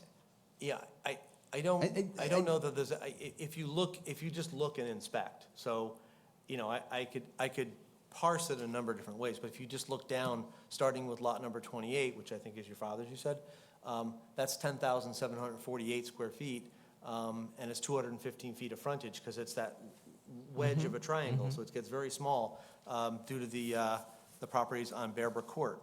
And so, but if you continue to look down, so we skip over to our other side, you've got 9,060, 9,060.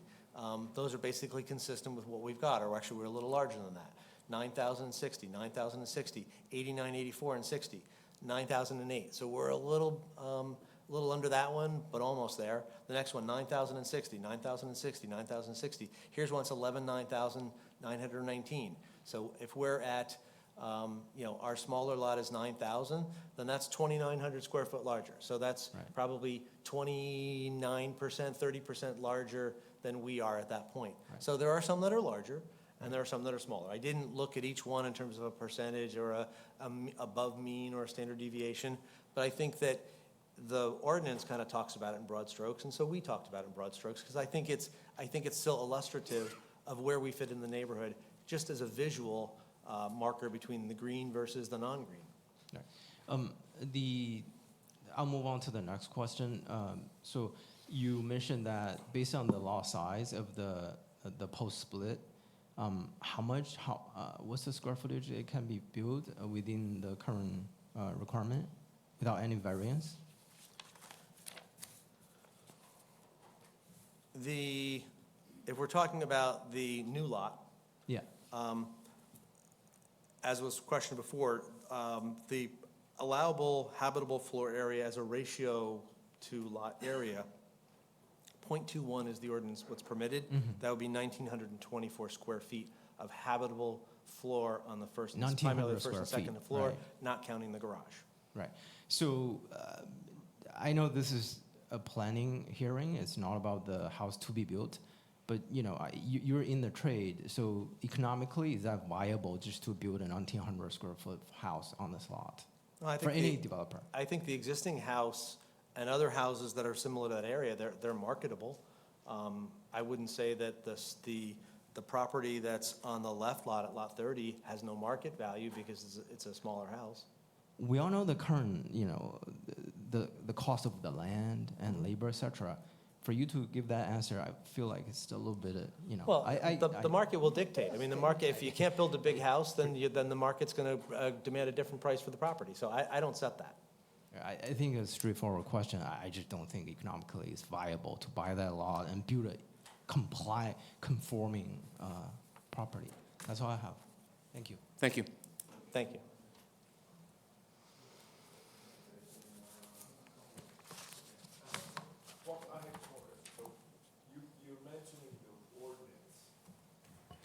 The ordinance directs you to the frontage.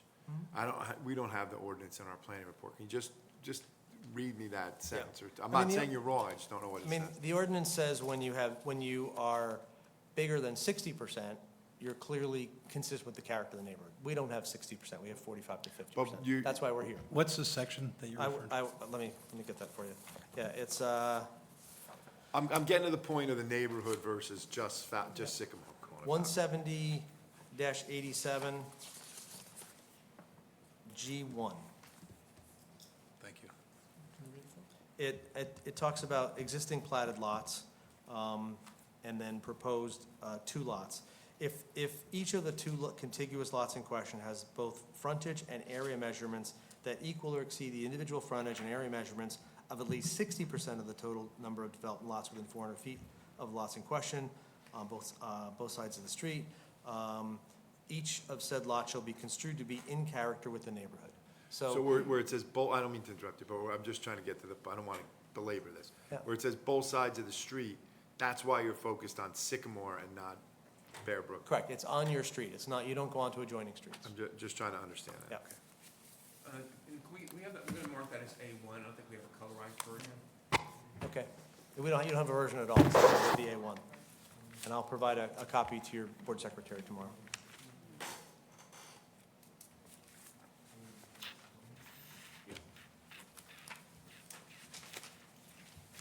Any other questions from the, or from the board? Do you have any other witnesses? I do not. Well, then I do have a question. I thought we were going to have somebody else, and I didn't think it was necessarily for you. But on the survey, that was one of the exhibits, it appears that on what is the proposed new lot, that there was a reference that if you were walking down the street, you'd think it was a separate lot. It looks like there's actually a circular driveway was installed, another parking area. Yep. Like an entry pier with stone that matches one at the other end of the lot. Yep. That, to me, suggests that they were kind of, whether they were merged legally or not merged as far as use. There were actually improved, a lot of these non-conforming, adjacent lots, they're just totally in their natural state, they never touched anything. But on this one, on the existing, the survey, there's definitely some improvements have been made. Yeah, there was a circular, so the driveway on the left, we think probably always existed, the one back to the garage. And at some point, there was an expansion and a pier put in to create a circular driveway. There's a little driveway to nowhere on the right side. And so, yeah, at some point, certainly, the current owner, Mr. Barkley, has been using the property, never built a house on there, but, there's a tree house in the back. There's a fire pit on the property. So it's not as though they didn't use it. They didn't let it grow fallow. They did use it, and there are structures that we would obviously remove, and they wouldn't impede on the usability of the subject property. But yes, over time, and I don't know where how much of that occurred since Mr. Barkley is a Mason, when those stone piers went up. I suspect it was probably during his tenure, but sure, they used the property. Okay, thank you.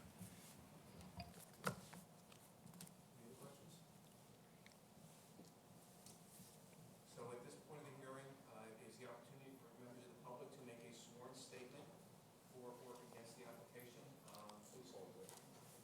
Are you going to call witness? Yes, Mr. Ferdinand, we'd like to call Mr. Moronsky of Langen to testify in opposition to the application. Good evening. Sure, it's Sean, S-E-A-N, Moronsky, M-O-R-O-N-S-K-I.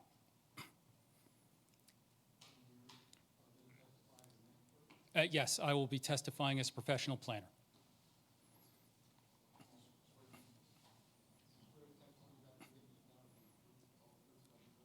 I do. Go through your qualifications, please. Sure. And for the record, I'm employed by Langen Engineering and Environmental Services, 300 Kimball Drive in Parsippany, New Jersey. I have a master's in urban planning from New York University. I'm a member of the American Institute of Certified Planners since 1999, a New Jersey licensed professional planner since the year 2000. I have been qualified in over 100 municipalities as a professional planning expert. I have appeared here. My last appearance was on Zoom in 2021 before this board. So as you heard earlier, it's nice to be back in person. And previously, I had been a municipal planner in several northern New Jersey municipalities. Any questions from the board? And any questions from the applicant's attorney? Any objection? Okay, accepted as an expert in planning. Thank you, Mr. Chairman. So to prepare my testimony for this evening, I did visit the surrounding area, viewed the site. I walked up and down Sycamore, but I also looked around the neighborhood. And as we saw with regards to the neighborhood, well, let me just finish a couple other things. I reviewed the application and the subdivision plan. I also reviewed the correspondence from your board planner and engineer, and I reviewed the relevant sections of the 2018 master plan reexamination and update and your land use ordinance. And as I was mentioning, we talked about the surrounding area. And when you go beyond Sycamore, whether it's to Bear Brook Court or the other surrounding streets, and on the exhibit that was up showing the aerial, it was R3 zoning as far as the eye could see. And we know that R3 zoning is 15,000 square foot lots, notwithstanding the lots that were non-conforming previously existing to the zoning, and that this lot has been merged, as we noted, under single ownership for 70 years. And they're asking for substantial variances, the main ones being the lot area variances, where they're talking about lot area within 150 feet being 40% smaller than the lot as a whole. We heard about lots to the south, but we also heard that as you're moving north, the lots get larger. And that has to be taken into consideration because lines do get drawn somewhere, whether figurative or literal lines, and that the subdivision along Sycamore obviously predated virtually all of the zoning of the subdivision to the north and behind to the east and the west. And they're also requesting that side yard setback for where the original line that divided the lot prior to the court case with the merger. With regards to that side yard setback, I mean, that's a self-created hardship. The merger doctrine says you're required to have a subdivision to develop each proposed lot. It doesn't say you have to have that exact line. So right there, you're creating a situation, another non-conforming condition on the lot already. So just in that instance alone, you not only have lots that are undersized, but you're also creating a bulk condition that doesn't exist right now. And as I mentioned, both lots are substantially smaller than the zoning district. Lot 29, the smallest lot on the block, Lot 30 of a similar area. It creates two more non-conforming lots in an area where these lots were created in the 1940s. When you look at the surrounding neighborhood, when you start to go north, when you go west, when you go east, I understand about the two lots and the character of the neighborhood. But this is a variance application, and as we know, there are the criteria in terms of the C2 flexible standard, that there are certain standards that have to be met, particularly with regards to what are the net benefits of this application. And the net benefits, they have to be public benefits. How does this further the purpose of zoning? It can't just be benefits that accrue to the applicant. You know, Mr. Keller talked about the purpose A. I, in my opinion, don't see how you further the health, safety, and general welfare by creating more non-conforming conditions, formalizing smaller lots, and potentially creating issues for neighbors. You have a reduced side yard setback that has the potential for issues with light, air, and open space. And we don't know because we don't know what the building footprint next door is going to be. I've had experience as a municipal planner many years ago in Old Tappan where we had a similar situation. And part of what was asked was to show a house on the other lot, to show what are the potential impacts of these variances that are requested. Because it's not just a line drawn, you're essentially saying that you want to substantially change what the zoning allows. This lot, as it's currently constituted, is, yes, it's slightly larger than 15,000 square feet. But when you look at lots going north, you know, the one on the southwest corner, lot 27 of block 2602, that's 24,000 square feet. Across Bear Brook Court along Sycamore, the corner lot 21 is 21,000 square feet. You start to see a pattern. The lots become more conforming because as they're going away from the original subdivision that was established in the 40s, when the R3 zoning was established, the purpose being to have the lots of a size that are much like the existing lot now, and the lots you see going north, going east, and going west also. So in addition to not furthering purpose G, the A, it runs contrary to purpose E of the municipal land use law. It doesn't promote appropriate densities. It's not conforming to the zoning. It adds non-conforming lots. And then there's the negative criteria, no substantial detriment to the public good. And I mentioned we're talking about public benefits. We talked about potential impacts that are unknown due to the lack of a building footprint. Questions regarding stormwater and drainage. Your engineer, and I will say that your engineering department, Ms. Hardubi and Mr. Marucci, did put together a thorough letter. And one of the things they noted, and this is the letter dated May 9th, 2023, on page 3, number 8, since the applicant will likely be increasing the amount of impervious coverage on the new lot, a grading and drainage plan shall be submitted demonstrating compliance with the township's stormwater management and lot surface drainage ordinance, number 35-2008, as well as current NJDEP stormwater management regulations. I think that, especially since they're requesting a variance of a substantial amount, that this is something that should be subject to board review prior to any sort of variance being given, because there have been concerns expressed by my client and among the questions that have been made by the board, that this should be something that should help toward addressing the negative criteria, which has to be balanced out in terms of the testimony. With regards to no substantial impairment to the zoning ordinance and zone plans, I think creating more lots that are 35 to 40% smaller than what the zoning ordinance and the master plan envisions, I think that runs contrary, creating more non-conforming lots. And your master plan update was adopted in 2018 and was very thorough in terms of describing land use. It talked about the R3 land use recommendation. It actually did reference smaller lots. It said, where a predominance of lots in the neighborhood is below the minimum lot area for R3, because R3 is such a large zone, consideration should be given to rezoning. As 5 years later, to my knowledge, there's been no consideration of rezoning of this area or other areas around with regards to the R3. So the council and the planning board have not acted on that. So there's been no rezoning. The zoning remains as is. So you have a lot that conforms to the current zoning, and if you want to take the lots that were subdivided in the 40s, on the cusp of being in an area where you have more conforming lots consistent with the R3 zone. So I believe that for the reasons that I've outlined, that this application should be denied. Thank you. Any questions from the board? I have just one question. Sure. So, this is tricky. This seems like a benefits detriments case to me, right? Because we can Absolutely. play with the lot numbers and the percentages, and there's plenty of lots that are the right size, there's plenty of lots that are the wrong size. Right.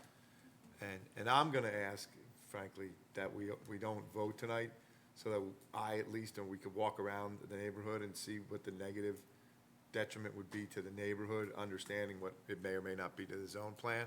But I haven't had I'm trying to drive down Sycamore 3 times a day, but I can't say that I've really looked at what the impact would be, but we can get to that in a minute. So the one issue that I think bears conversation is, somebody could build a 4,000 square foot house on that existing lot. Right. Right, which would be at a place on the street, probably make people on Bear Brook Court, including your client, pretty unhappy. And is that a consideration as to one of the benefits? So one of the benefits would be 2 houses on Sycamore that are more consistent with what's going on Sycamore, rather than allowing somebody to build, would easily be the biggest house on Sycamore. Well, it might be the biggest house on that part of the block, but if you're talking about Bear Brook, for example, you have lots that are over 20,000 square feet. And if you cross the street, lot 55 is about 18,000 square feet. So relative to the R3 zone, this lot is not that big in terms of what exists in the area. No, We're but it would talking be a in- knockdown, right? And it would be, there's houses on those lots. There's a house on, there's a house on lot 30. So there Yeah. would, so venture to say, and if I'm wrong, you tell me, that given where the market is, that if this application is denied, that house, those lots probably get sold, and a pretty biggest house on the street goes up in the next couple of years. Again, Is I that a don't know if it would detriment? be the biggest. I'm not in the real estate sales business. I'm only looking at what your zoning says. Right. Your planning, and from a planning standpoint, and that's the basis of the variance, that a house on that lot, 18,000 square feet, built to your regulations, would be appropriate for the zone. So that wouldn't be a detriment to the neighbors?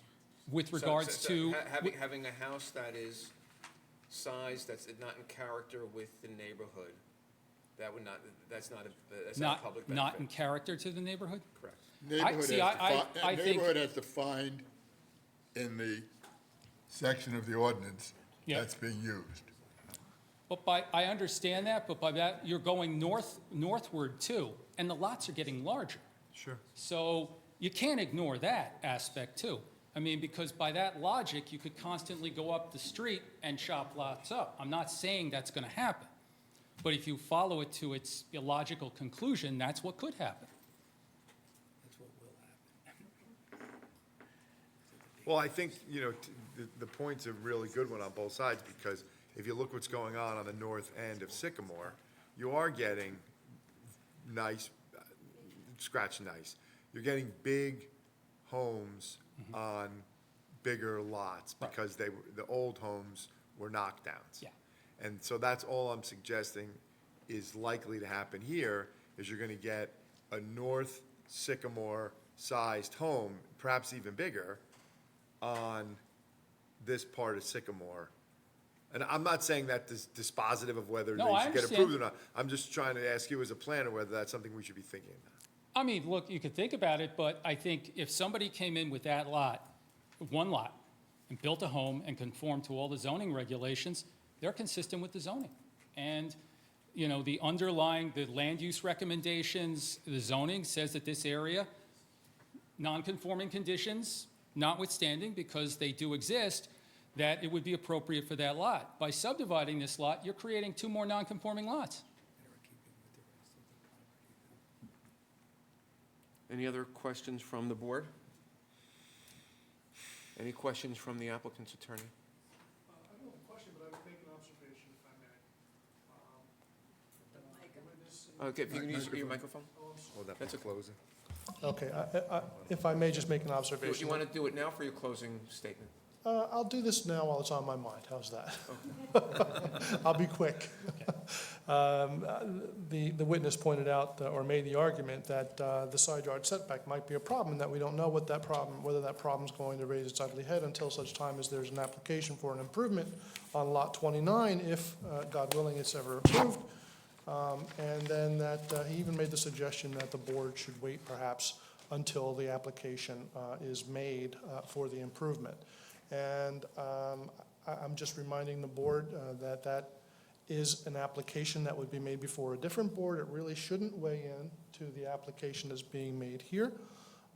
And I know that the township's consultant made the suggestion that we should provide information with regard to drainage, et cetera. But I just reiterate that that is not our application. We don't know what the plan is, and there is an appropriate time and forum for that, and that's the only reason why it's not here this evening. Are you saying that we shouldn't? Typically, we get subdivision applications with a building envelope on them. Not necessarily the house, we know we can't ask for the architectures, how many bedrooms, et cetera. But it's not uncommon, and I think, frankly, it's within the ordinance, that we could ask for a building envelope to be included on the new lot. We did show a building envelope. There's the dashed line showing the required front yard setback. The setback lines. The side yard setback. Okay. Rear yard setback. You didn't crosshatch it like the other one, so how was I supposed to see it? Those are the buildings that are crosshatched. So, but I actually would like to add one thing, because I never addressed Mr. Marucci's engineering report, so if I could just state, we would obviously comply with all of the items in Mr. Marucci's report if this board were to approve it. I would point out these are pretty much standard requirements.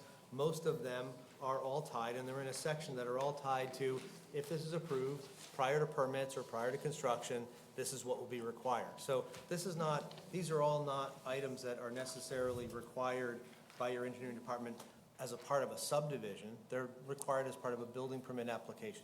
I have one more question. Yep. Can you pull up the spreadsheet that you did? I just want to see if you considered 36 Sycamore Avenue as being part of the neighborhood, and the look of the neighborhood and the status of the neighborhood, 36. since it's directly across the street. Yeah, let's just make sure we know which lot that is.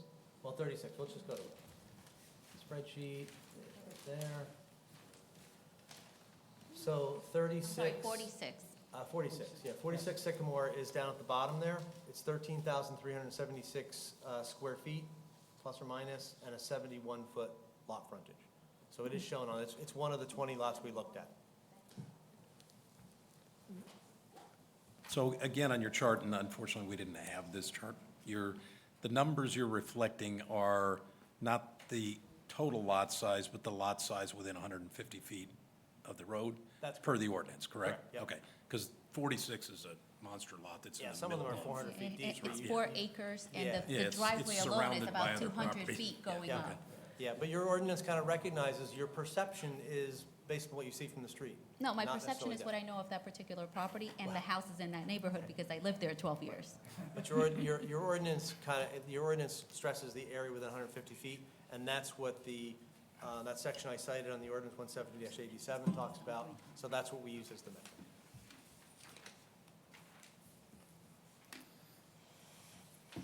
Any other questions from the board? Any questions from the public about this testimony? Did you want to speak? Well, he's represented, but I'll...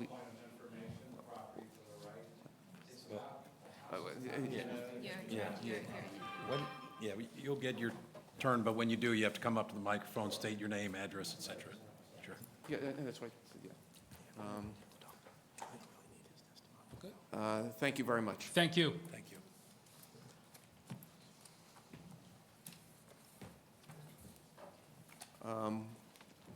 We're at the part of the public hearing. If anybody would like to make any statements under oath in favor of or against the application, this would be the opportunity. Seeing none, any closing remarks? I think in closing, again, I want to thank the board for the time that they've invested in considering this application. I think it's probably most accurate to say that we are not seeking to,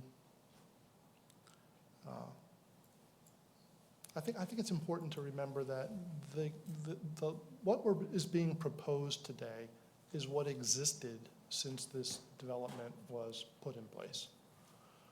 And so the restoration of the two lots to remove it from the doctrine of merger would be consistent with the neighborhood. We think that it's not a detriment to the general public. We think it serves the interests of the general public by affording a house that's consistent with the neighborhood. And we respectfully ask that you grant it. Thank you. Now, Steve had mentioned, asked for this to be carried so we can, anybody that wants to or is not familiar with the area, take a walk over. Is there any objection to that from the board? Go ahead. Just a couple of things. First, I would welcome that the... So are you? Should it be under oath? Well, yeah, I'm going to, what are you going to, why don't we just administer the oath? I was going to make a swear him in. comment, not testify, but... Just swear him in.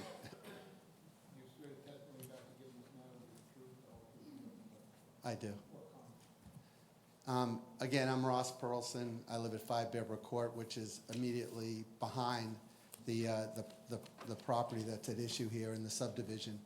I would just welcome the opportunity that Mr. Santolo said that the board should take to go walk in the neighborhood, and in particular, look at the topography going down to our house, and when they consider the benefits and the negative criteria with respect to what's going to happen here if a house is built on that undersized lot.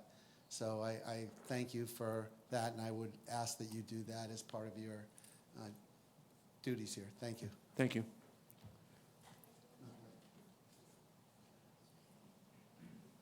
So, Did you, He's represented by if you counsel. want to come up? I don't. well, do you want your client to speak? I'll leave it up to you if you want your client to speak. Do you want to speak with him for a second? Yeah.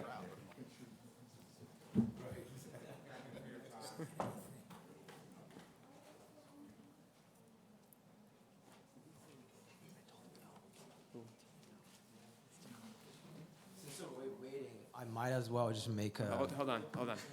I'm sorry? You have to wait. Yeah. Oh, because they need to hear what I say. Okay. Yeah, it's,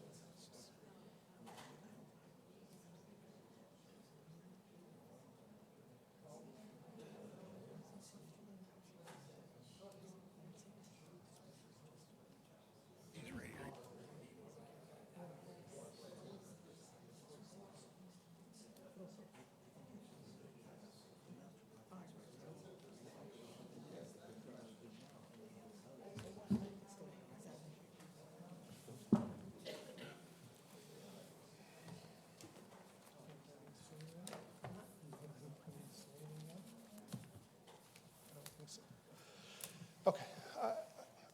I think, I'm not going to give any, we're not going to have any more witnesses speak to the board this evening. Oh, I'm sorry. Right. Point of order. When Jackie speaks, people listen. okay, sorry. I'm not going to have another witness speak to the board this evening. If the board is inclined to adjourn this and take a look at the site, I think the board members will see that this particular lot, or the two lots, are on the end of what is considered, the old section of town, which was developed in a particular way, and that indeed, over the years, other sections have grown, but this is within the original section. That's all. And I believe the gentleman in the back, you're good? Okay. You good? Okay, so why don't we do that? What's the next date, Jackie? Mr. Chairman, that date would be August 15th. Okay, so the matter will be continued to August 15th, 7:30? Wait a second. Let's make sure we have more.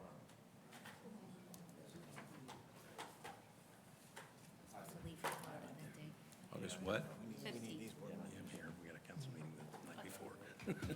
There's 3 no-shows on this end of the bench. Yeah, what's the next date? Can't fit him in. It's only gonna take 15 minutes. Then why don't we do, want to try August 3rd? Do it sooner? Better? Okay. So the matter is continued August 3rd, 7:30 here. No further notice is required. This is your notice. And with that, we are adjourned. Thank you very much. Yeah, that was what yeah. So that was August 3rd?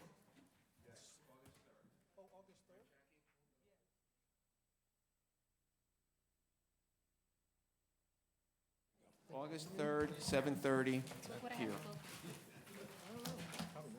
No further notice required by the applicant.